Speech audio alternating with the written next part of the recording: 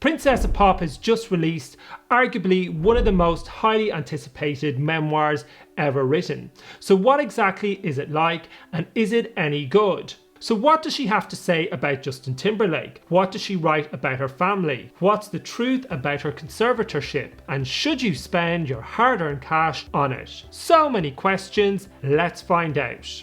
First things first, it is very, very short. You can see there for yourself. This is definitely not some weighty tome. I am quite a slow reader and I had it read in a day.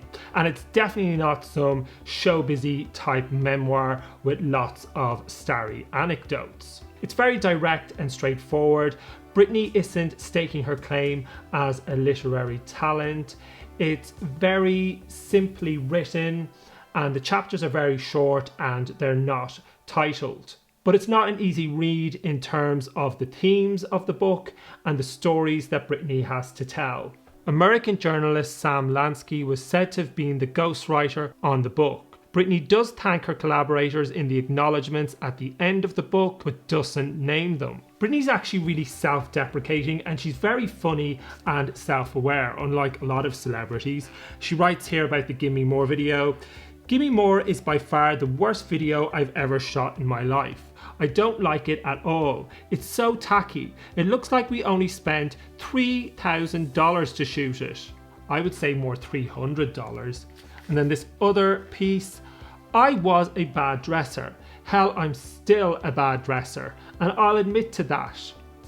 Well, at least she knows what her weaknesses are. I always used to wonder when Britney first came out why she was so motivated. She was clearly a highly driven young woman, and I used to think, well, what's the reason behind it? What's propelling her forward? And in recent years, the truth has begun to emerge in different articles about her, and the reality of her dysfunctional home life is really laid bare in the pages of this book. Britney's home life is very tumultuous. The family are usually struggling financially. Her father is an alcoholic who is constantly arguing with her mother. It's pretty apparent that it's a very dysfunctional family dynamic. So it was this emotionally abusive atmosphere that Britney was trying to escape with her singing and dancing. And there's a great deal of intergenerational trauma within the Spears family. Their family history is marred by tragedy. And I don't want to give too much away, but if you're a Britney fan, you probably know already. There are a lot of very questionable parenting practices in this book. So by the age of 13, Britney is already drinking alcohol with her mother, and by the same age, she's also driving on public roads, but under her mother's supervision. So it turns out that Britney was actually a bit of a bad girl as a teenager, which was kind of at odds with her whole I like reading my prayer journal image that she had at the beginning of her career. She was also smoking by the time she was 13, and she used to forge her mother's signature so she could ditch class and go hang out with boys. Disgraceful. In many ways, the agents and managers and publicists that she had at the beginning of her career were setting her up for a huge fall by curating this really clean-cut, wholesome image, because who can live up to that anyway? None of the men in the book come out of it very well. That includes Justin Timberlake, Kay Fed, and her father. In fairness, they all seem pretty awful. During her 13-year conservatorship, Britney is not allowed to see her children without getting approval first, and she's also forbidden from drinking tea and coffee. There's quite a few things about this conservatorship from reading the book that simply do not add up. If her family's motivations for enacting the conservatorship were purely altruistic, why did they keep her in it for that length of time?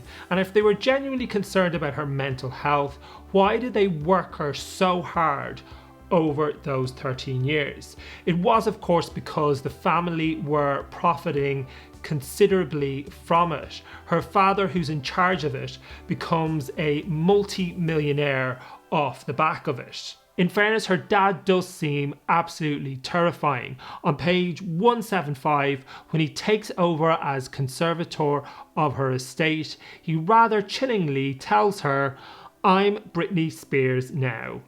And I don't know how her family thought that long term exerting that kind of control over someone's life would benefit them. Of course, ultimately, it is going to have a detrimental effect on someone's mental health, and it's just going to make them want to rebel. She also writes in the book about her anger at her mother and sister for writing autobiographies and revealing personal information about her to try and sell them. If you are a regular viewer of my channel, you will know that I am a massive pop nerd. So that for me is the biggest disappointment of this book. There's no real in-depth analysis of her music. She talks a little bit about how proud she is of Blackout and of how she prepared for the vocal of Baby One More Time, but that's kind of about it. I would really have liked to have heard about the first time she heard Baby One More Time, or the first time she heard Slave For You, or recording Toxic, or making some of the videos for those songs, but I guess that's not the story that she wanted to tell. I imagine those years are a bit of a blur to her now, but I would have liked more detail and background to the songs. The book, however, does chronicle her journey from off-Broadway child star to Disney Mouseketeer to multi-million selling superstar. I just felt she didn't really capture the excitement of her early years very well in the book. But then again, she was right at the center of the phenomenon, so her perspective would be vastly different to that of her fans. She also doesn't say very much about that very controversial photo shoot that she did with David LaChapelle at the beginning of her career, which was very Lolita-ish. It does seem that she was comfortable with the photos and that she was calling the shots, but with the benefit of hindsight, those photos seem really creepy, to me at least. She does, however, say that her record company weren't too sure about Me Against the Music. That was until Madonna recorded a vocal for it and featured on the track. She also says that she hated the Onyx Hotel tour and that she turned down a part in the 2002 big screen adaptation of Chicago the Musical, which she later regretted. In light of the Time's Up and Me Too movements, in recent years we've been re-evaluating the treatment of women and of the treatment of female celebrities during the 2000s. I think it's fair to say, looking back now at that time period, how Britney was treated by the media was completely unacceptable. She was a very young girl, she was very vulnerable, she was clearly struggling with her mental health, and something should have been done to block photographers from chasing her all over the place. And Britney does respond to all of that in the book. She also talks about all these creepy male journalists at the beginning of her career asking her while she was a teenager about her breasts and her virginity. How did anybody think that that was okay? And all of the criticism starts to take a real toll on her. She has to take Prozac quite early on in her career to try and cope with it all. She calls out Diane Sawyer for that 2003 interview, and rightly so, where she makes Britney cry. I'm not American, but I thought that Diane Sawyer was supposed to be a credible and respected, serious journalist.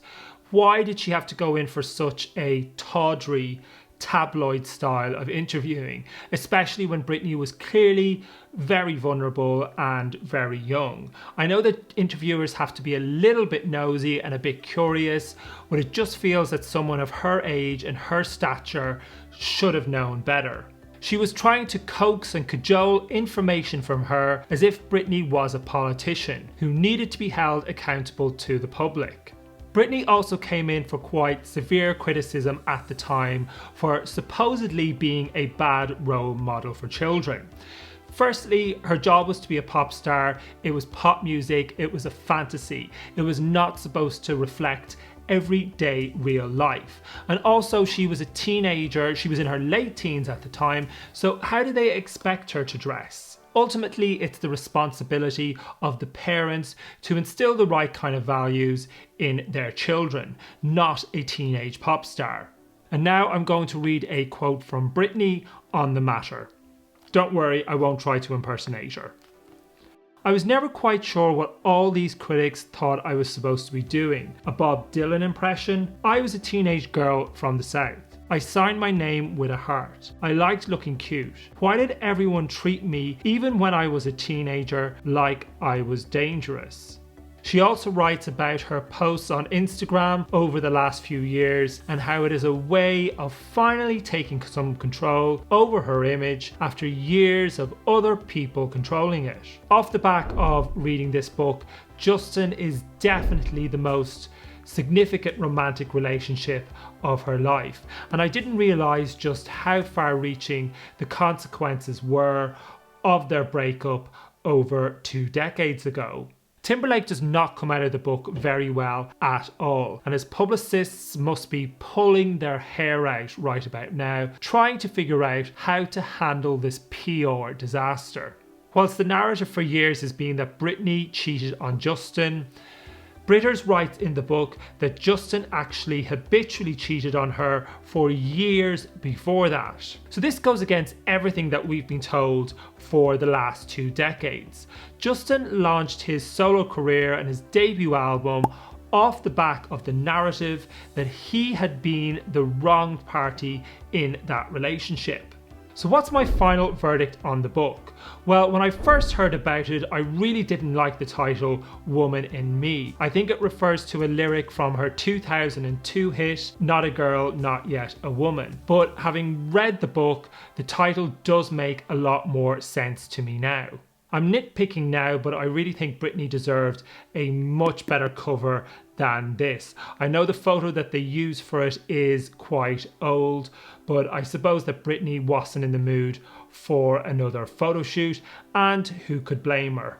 One of the key takeaways I had from the book was that Britney was catapulted into a treacherous industry and into the full glare of the spotlight at such a young age. And she didn't have a stable family unit behind her to steady her, and she has grown up amidst a great deal of dysfunction, and she didn't have those solid foundations. And then in the midst of superstardom, she doesn't seem to have anybody around her who has her best interests at heart, or who has the emotional intelligence to protect her or help her. The book is really a cautionary tale about extreme fame at a very young age, and also the harsh reality of being a woman in the spotlight. It is a very short read, but it is by no means an easy read. It is quite harrowing in places. The book is very simply written. It could have done with a bit more embellishment in terms of setting the scene for certain stories or trying to capture the energy and excitement for certain eras. And the prologue is just 1 page and there's no epilogue.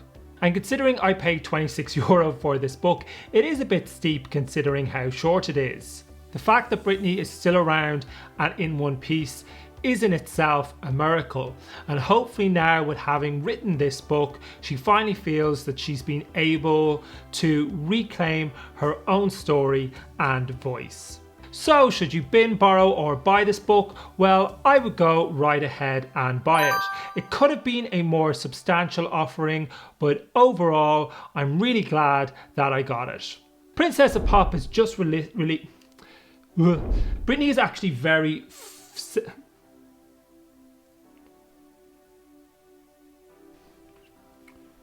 Gizmo, out of the way. To multi-million is in itself a miracle, and hopefully now, with having written this book, Mariah Carey has also dealt with the harsh realities of the entertainment industry and survived a highly dysfunctional family. If you'd like to watch my review of her memoir, The Meaning of Mariah Carey, click here. And if you got value from this video, don't forget to like and subscribe. Thanks for watching.